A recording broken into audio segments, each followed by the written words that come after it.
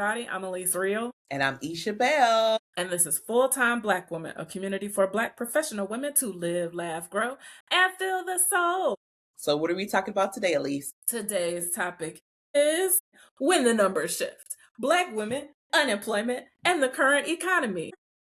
I know. This is a heavy topic for our FTBW community because it could be any one of us. And I'm pretty sure a lot of us who are listening to this episode have been impacted, be them or someone they know, that has been impacted during this. I hate to say this, but we use this all the time. These trying times during coronavirus. Yeah. But we're trying times now during Trump's presidency. Big facts. Very much relevant. Yes. So today we are tackling a very, as Isha said, heavy topic. So make sure that you have the capacity, grab yourself a little weighted blanket, some tea, something soothing, and sit on back and relax and listen as we talk about how this affects millions of families and opportunities and community and everything going on across the country, from unemployment trends for Black women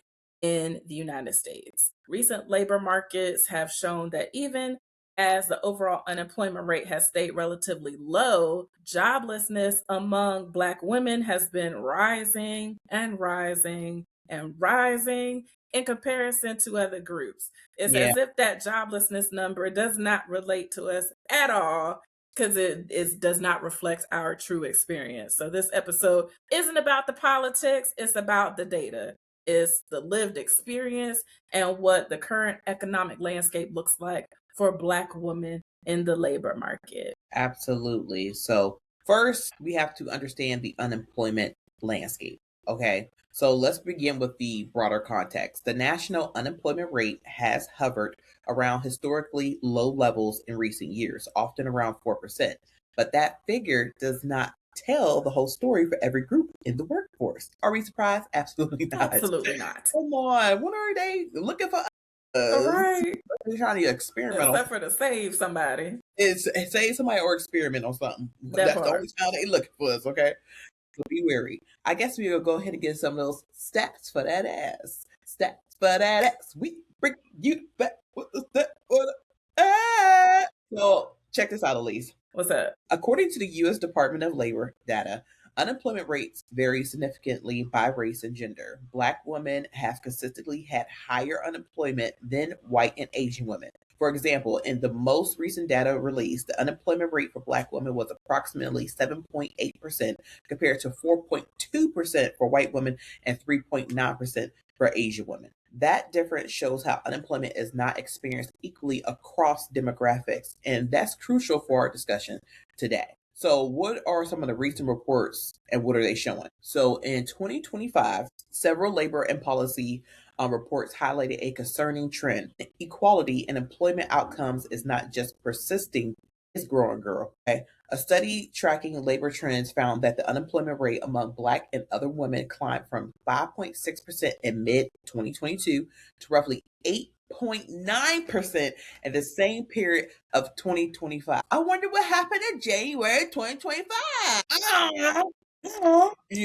A significant jump that far outpaces increases in other groups. And additionally, congressional analysis pointed out that in August 2025, 8 months into 2025, the jobless rate for Black women was about 6.7%, which is well above the national average of roughly 4.3% at that time, right? Yeah. So another report noted that over the course of the year, Black women were running the fastest growing groups. Black women were among the fastest growing groups facing unemployment, even as headline job creation continued, underscoring a widening employment gap.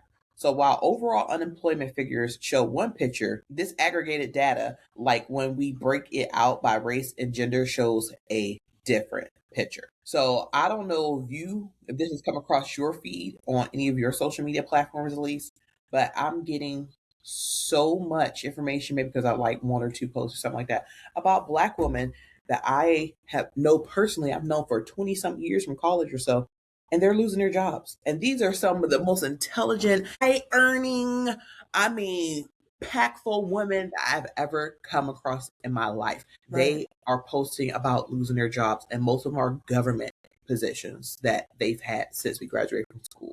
And That's they're wild. like the supervisors, they're the directors, and they're getting let go left and right. But why only them? Right. I have seen it across my social media, different people. It's not anybody so far that I have known personally. And that's not to say it hasn't happened. I just haven't seen it across any of my feeds yet. But definitely seeing it pop up a lot that this black woman lost her job, or this black woman is in the anxious phase of feeling the layoff or the downsize or whatever right around the corner. The anxiousness is rising for sure among Black women in government sectors and in job positions that basically don't agree with the current environment, whether that be DE&I activities, whether that be Mm. just equality activities or school things, things that are being defunded, things that are being minimized in various ways.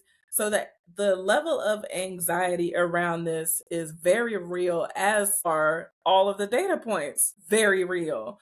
And it seems not only to be rising and not only to happen disproportionately to Black women, but just at this point, it just seems very daunting to either enter these markets or to figure out ways to make yourself hopefully in some way bulletproof against such a thing. But really and truly, the reality of that seems to be very slim to none, because it seems like no matter where we are, what industry, what work environment, we're, what is it, FIFO, first in, first out. I totally agree with everything you just said, Elise. So let's go ahead and talk about what these numbers actually mean. I knew I threw a lot of numbers out there, but Mhm. let's get into the nitty gritty and explain it. Yeah, and I'm glad you throw the numbers out there, because that makes it like in your face. You can't deny numbers. People will, though. That's true. That's true. That's a whole nother conversation. So let's talk about it. Why this has a real impact. Black women have historically been overrepresented in sectors like education, healthcare, support, administrative roles, and public sector jobs. So Mhm. you think about teachers, you think about home health aides, nurses, the Government workers. administrative, all of that. We in there. So these fields, however, can be very vulnerable during budget cuts, workforce reductions, and restructuring. And we have definitely seen that over the last, what is it, year? Over the last year or so. It seemed longer than a year. Don't feel like It it's been 2 years. does. We ain't even hit here yet. Like, this is crazy. I'm tired already. Tired. It wasn't, I remember, I think we were like 4 months in. I was like, It wasn't it was a lot. A lot went even down. been playing this for 4 years. Yes, yes. So all of these areas can get hit, and they can get really hit really hard when the employment rates are concerned. So for example, government positions have traditionally provided stable employment for many Black women. I mean, how many people have you heard at one point in time be like, get this good government job? You locked in, baby, for life. Well, Right. that's what you used to think. That's what you used to Not nowadays. think. Yes. But when federal and local government jobs shrinks, it has a disproportionate impact on communities that rely on them. Yeah. So it's hitting us from both sides. It's not just hitting us from the actual job itself, but the programs that get cut that some of us might partake in or participate in some way, shape, or form. So, one analysis of labor market shifts reported that tens of thousands, not just tens, not just hundreds, tens of thousands of Black women have been displaced from the workforce with job losses, even as other groups saw modest gains. This cannot Not be a coincidence. no, like not only are you dropping folks, you giving promotion and raises to the ones left. Really? So we just that seems very intentional, if we want to use that word. So it's painting a picture, it's giving uneven, it's Yeah. giving a widening disparity, it's giving Target. Yeah. That's how I feel. No. Not the shopping. It's Yeah. giving bullseye on our back. Exactly. Because, as you said before, how many times we grow up, people like, man, get you a good government job, you good. Once you in the government, that's it. They ain't never gonna shut down the government. We used to think that is so funny. We used to think that was not a possibility. What they gonna do? Shut down the government? Come on now, they would never do that. Well, we done seen it Child. about 4 or 5 times in the I'm last about to say, yeah, year. I'm about to say how many times has it shut down, furloughed, all the things. Well, during both of the chumps presidencies, he's had shutdowns in both. What other president has had that? I'm not sure. I'm not I aware of don't any know. other. If there are others, please enlighten us. But no, Mm-hmm. I have not understood that. But let's look at the historical and structural backdrop to this. And I'm so like this hasn't impacted me, but who's to say it cannot? You know Right. what I'm saying? And let's also be honest with how this impacts all full black community, because a lot of black households are either two income households where the mother and the father is working, or the mother is the sole provider of the household, or she's a single woman that she is her household. So when Mm-hmm. you take away the anchor for a lot of the black communities, which is the income coming into the household through the black woman, you are dismantling that. So you're Yep. taking away people's jobs, but you're also getting rid of benefits or making it harder for people to get benefits. What's going to happen? Yep. What's going to happen? Y'all thought we were playing. We talked about that 2025, that plan 2025. I thought we were joking. People probably were like, "Oh my gosh, here come the conspiracy theorists." Now you see it's happening. It's Mm-hmm. happening right in front of our faces. So to understand why these patterns show up, we need to consider structural economic factors that preceded recent political terms. So long-standing labor market data shows that unemployment for black workers, including women, have consistently been above national averages, even in years when the economy is considered strong. For example, historical figures show that in a period prior, black adults overall had an unemployment rate significantly higher than white adults. This reflects systemic issues such as occupational segregation. Black women are more likely in lower wage frontline roles. Structural discrimination in hiring and promotion. Oh, don't we know too much about that, Elise? Mm-hmm. And weak access to economic support like childcare or flexible scheduling. Whew. These factors don't change overnight. And when news reports highlight recent increases, they're part of a larger and a longer arc of racial and gender economic inequality. I feel that, can we get a break? Yeah. Damn, can we just get a break? Oh shoot, because I thought you went like an actual break, like right now. No, I'm talking about, can we as FTBWs get a Big break? facts. Like, this is Yes. crazy. You Yes. give us the lowest paying jobs, even with the same degrees from the same institutions that our counterparts have, that we're not getting 3/4 out of the dollar. Mm-hmm. I think we had 72 cents or 71 cents or something like that. I don't know. I It's think you're something right. I around think it's 70. 72, I think. Oh, okay. Like, we're not getting paid for the same amount of labor or education or experience. Then we are carrying our communities on our backs as well. And now you're going to tell us that's not good enough and just get rid of us after Yep. all those years of. And I don't want to make it seem like we just bent down with our heads down and stuff. It's just that we know the facts, but we still show up every day and we still do our best Right. because Right. it's out of our control. But somebody getting rid of you from somebody removing your access to income that is necessary for you to live, That. just based off of what you look like and what parts you do or do not have, Mm-hmm. is horrifying. It is. It is. It's two things that you said just now that like struck me. I imagined like if all full-time black women just decided one day, we going on strike. We not coming back. Mhm. What are y'all gonna do? Like, what are y'all gonna do? Like, for all the teachers, the nurses, all the employees just decided, you know what, and I'm not saying we do this. I have no structure behind this. It's just my Mhm. imagination. The collapse, I imagine in my head at our absence because we do exceptional work because our narrative internally is typically I have to work twice as hard, 10 times as hard. So our Exceed expectations. exceeding expectations, I have to know what you need before you need it. Scenarios versus some of our counterparts who show up mediocre, and our exceptional is then compared to their mediocre. And it's like you would feel that. Like you would feel that absence logically and And just the sheer financially. and financially and just the sheer magnitude of it. Like one, it's gonna affect your bottom line because now you have to pay other people more in Because they would order to never do accept because what we were getting paid. that Never. let alone want to take the job. Because let's be real, we sometimes fill positions that nobody else wants, Hmm. but it's either out of necessity or out of that's what we can get situations And I that we're mean, in these roles. So it's like y'all don't think ahead. Like there's no like what is the logic here that you just gonna up and get rid of all of these folks? Then who's gonna do the job? Who's gonna do the work? Who's gonna do it?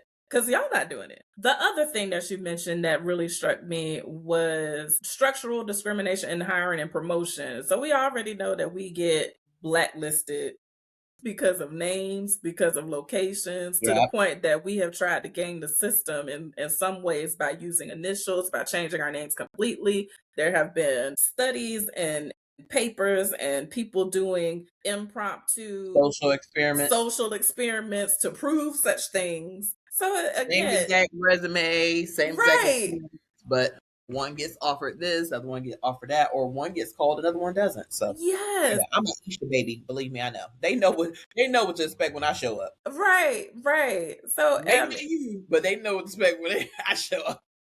yeah, yeah, and yeah. I've got many a surprise. I went, oh, but it's funny. My last name, some people get confused. They don't know how to pronounce it. Therefore, It they could be immediately Spanish. think it's something else. Yes. Yeah, Yeah. never thought about that. So, but anyway, just thinking about that systemic aspect of this process. Again, it exists. It is there. So, let's continue on as to why Black women are disproportionately affected. We've talked about this a bit already, various reasons and how we are affected. But one that we might not have expanded upon yet is the caregiving burden.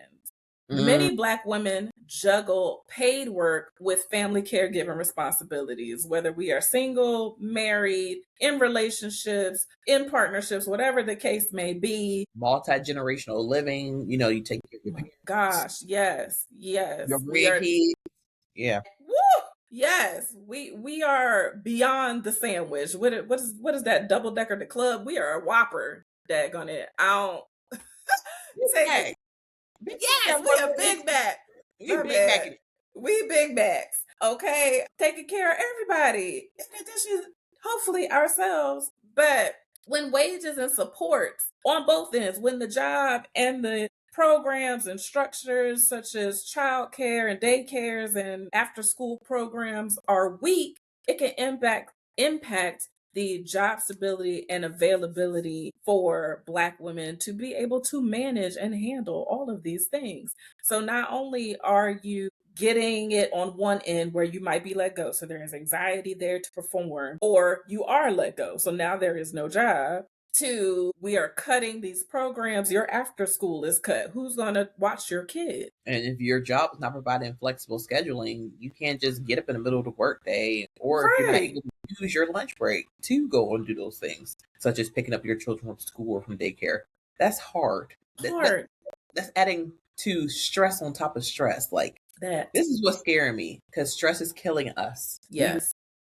We know that we are disproportionately impacted by certain health issues, and those all are impacted, or I guess you could say compounded because of stress. This is another layer of stress for a full time Mm-hmm. Black woman that we Yes. shouldn't have to worry about. Like you said, the anxiety of going to a job that you've had for years, that you have seen so many people pass you up, that you have trained, that you're now supervisor. And then once he move up, you got to train the next person because you have hit a ceiling. And now it's not in your face disrespect, you would never get past where you are right now. But now we might even just let you go, even though you've been doing Mm-hmm. 4 of those jobs on one salary. We might just let you go because we could automate that, or we could put somebody else in that position. Well, getting rid of her, we could actually put a young white man in this position, and we could pay him less than what we're paying her because she's been stagnant for so many years. But at the same time, we could build him up so he could take the director's position in a few years. Mm-hmm. So it's sad. I'm just worried about the stress and the health and the mental health of all the Absolutely. Black women out here who are seeing it. Seeing Yes. it. We were comfortable for many years, I would have to say. Not happy, but comfortable Mm-hmm. in positions where at least we knew we were getting paid every 2 weeks. Right. You know, Right. you don't get paid 2 weeks. Like you don't That know you're getting part. paid 2 months, 2 years. What about Mm-hmm. your retirement? If you have one, if you're blessed to have, Yes. That yeah, part. generational. Absolutely. Yeah, this is generational. They are doing this because this is generational. If I stop this person here who has been funding their entire family or been a significant impact of their family, if I get rid of their income and then also limit any support programs for them, that's going to impact them generationally for generations and generations and generations. Mm-hmm. Because I feel like we are, I would say, Gen X, millennial. This is the group right now that's like one of the strongest forces in my mind. Anyway, I I could mean, be wrong. because you're a millennial, so Absolutely, there's bias for sure. yeah, yeah, But I'm gonna say, and I say that not only because of the things that we've done in this group, but also because of where we lie in that same scenario you're talking about, the generation where we are caregiving for the older, we are caregiving for the younger. If they get rid of and dismantle this generation now, what's left? wow, Because there's though what is I don't remember all who comes after millennials. Z, yeah, Gen Alpha, Z, and then Alpha. Alpha. Okay, Z and Alpha. They already hating on Z because Z's don't um they're Follow the not rules. loyal. They don't follow the rules. They're not loyal. A lot of the communication I've heard is that they have problems communicating. So and short attention spans and things like that. However, I will say one thing I do love about Gen Z is that a lot of them are very into their own mental health and whatnot, which Yeah, is fantastic yeah, and they are. definitely needed, but also they are very creative and making strides with the tech that is available right now to be able to do entrepreneurial things much sooner, it seems like, than our generation and that before. Now alphas, I don't really know a lot about them, but my Yes, fear, your guys, yeah, you're they are right. Alphas. Oh, They're okay, very thank well, you. well within themselves. Yes, yes, Care? I care about a cookie. right. Yes. That. I love that. But the fear that is all the dismantling that happens with millennials and our generation and like the leftover Gen X and everything, that's definitely going to impact them the most because are there after school and daycares and all of the education, is that getting cut? What's happening with that? If it is getting cut, how are millennials and Gen Xers going to be able to manage their job, which is already under attack, and their children? So it's definitely a generational attack, to your point, in more ways than one. Because if you really destroy this generation of millennials and Gen X's in various ways, job stability, mental health, health in general, mental health and physical health, emotional health, spiritual health, in addition to finances, stopping them from getting Mhm. loans, stopping them from getting benefits, all things. Like what happens? It's a Yeah, and collapse. Go it's a ahead. it.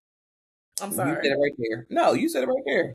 It's a collab. Don't ever apologize for interrupting me. Girl, I interrupt you all the time. Um, but I was going to say that. Damn. What? Uh, where it go? Where it go? Where it go? I was like, I ain't gonna. Esther, this is why you just have to interrupt. Like, please just interrupt because I need you to have your points and I was remember like, your points. yes, yes. Let's see. Collapse, generational impact, job security, all of the wellness, health, finance, crickets. Okay. Blink, blink. That's all I got. That's all I got. And I was like, talk that shit. Elise. Talk that shit. Dang. Oh, here we go. Okay. So I was thinking, it's all a setup because when you wrongfully lay somebody off or wrongfully terminate somebody and you have no proof of why they are let go or whatever, it's basically flooding EEOC of Mm-hmm. complaints. They're going to get thrown out because you get one group that's Yeah. getting fired or laid off all over the country at one time within Yeah. weeks, days of each other, on the same day, months of each other, stuff like that. What do you think they're going to do? They're going to run to the EEOC and stuff, and then it's going to get thrown out. It's not going to go anywhere. It's not going to go. So it's all set up, girl. Yes. You're I just thought right. about that. I was like, in You're right. 8 months, tens of Yeah. thousands of Black women Yep. became unemployed. Now, we're not saying that other groups have not been impacted with unemployment. We're very much aware that other Mm-hmm. people who are not Black women have been impacted with unemployment. But the name of the show is Full-Time Black Women. So Big that's what we're facts. going to focus on. But we know that we have also disproportionately been targeted. But you kind of feel, I want to say alone, but helpless because you got a line of 100, tens of thousands of Black women behind you waiting to file their EEOC claim. Yeah. And they're overrun. They're underfunded. Yeah. They don't have as many people working there. They're never Because going they to get fired them too. We was in there. exactly right. Yeah, yep. That's probably some of the government workers would too. We need to stop letting people who pass on all these EEOC claims. You know, Yeah. whoo. So I'm glad it came back to me. This is Yeah. Me too. setup for I'm setup. thankful. That was great. Yeah, I was like, oh my gosh, because And you can't fight it. you can't. And the crazy part is like in alignment with that. It's like if you have a whole population of people that you don't have reason to terminate them because we go above and beyond. You can't even make anything up. Your only recourse is to mass layoff in under the guise of budgets and all the things so that they can't come after you. Yeah, but you see all the people walking in the boxes in the parking lot, like, hold up, Right. we got something in common. I'm like, Yeah. what? You got laid off? You too? Hey, Mhm. Frank, you too? And Frank like, yep, me too. And they said rising unemployment for Black women is not an isolated stat. Okay, it reverberates into broader economic and social realities. Mhm. Like we said before, the household stability. They rely on the Black woman's income as a central or sole source of support. We already got the wealth gaps. So higher unemployment leads to fewer opportunities to save, invest, or build wealth, let alone making it paycheck to paycheck. Wealth is something to Mhm. store in the future. And then Adding to the also, debt. yeah, ooh, the debt is, so Yeah. then the chains are going to get thicker and thicker when you Then they're got to gonna use. put us in jail Yep, for yep. debt. Well, I hope not. I hope not. But I hope not, but hopelessness do come along when that debt is increasing and that mhm. shovel is getting smaller and smaller or disappears completely. And it also impacts community economics. Like we have to look at how if you're in a certain population and joblessness is happening around you, then that reduces your overall community activity. And also, it kind of brings depression to the Mhm. area. And when depression comes to the area and when people are out here hungry and starving, that's when crime happens as Big well. facts. That's when the Yeah. crime increases. That's where you don't become a community. This is the time to become a community. But Mhm. unfortunately, people are just trying to script and scrape and get whatever they can. And when they're in those types of situations, then unfortunately, sometimes violence is Yeah. a reaction to it. And I don't want to think about that because I know. we all grew up through the 90s. And if you haven't, be thankful you didn't. Mhm. But when Black women are struggling to find and retain work, the effects ripple into families, neighborhoods, and local businesses. That's how powerful we are. That's what we carry invisible. This has been a heavy topic for It sure. So has if been. you made it all the way through, big kudos to you. Please give yourself a hug and a pat on the back, extra cup of tea. If you need a little sippy go do what you do. Ask somebody for a hug, something, because it's heavy. You're short for someone else to lean on. And at least I don't want to just leave with giving this heavy information, but we definitely want to make you aware of what's happening, what has been happening for the past year or so. But I want us to also have a follow-up episode of giving entrepreneurial ideas for those who have been impacted by the layoff or those who need to prep for the possibility of being laid off. So you could be your own boss, okay, as a full-time Black woman, because we're not just here just to rant and rave about the full corporate American space, but we also want to encourage and support entrepreneurs like ourselves. Absolutely.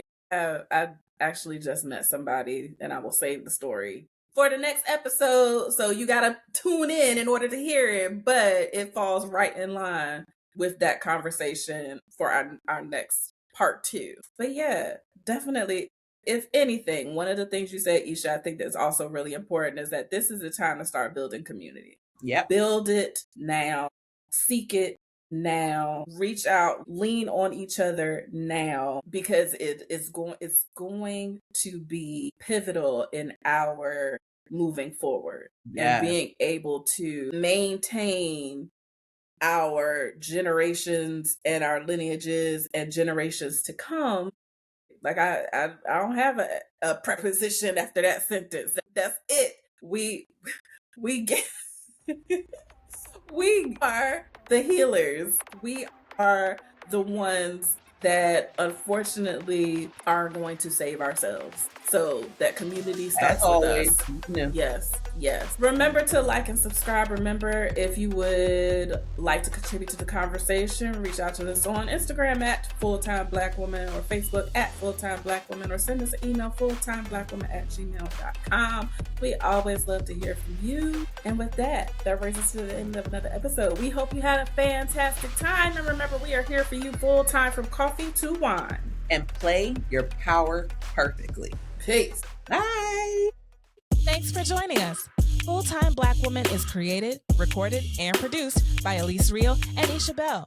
For more opportunities to live, laugh, grow, and feel the soul, be sure to like, review, comment, and subscribe to Full-Time Black Woman wherever you listen to your favorite podcasts. Help us build this community by sharing with other full-time Black women like yourself. Follow us on Facebook and Instagram at Full-Time Black Woman, and on Twitter at FT Black Woman.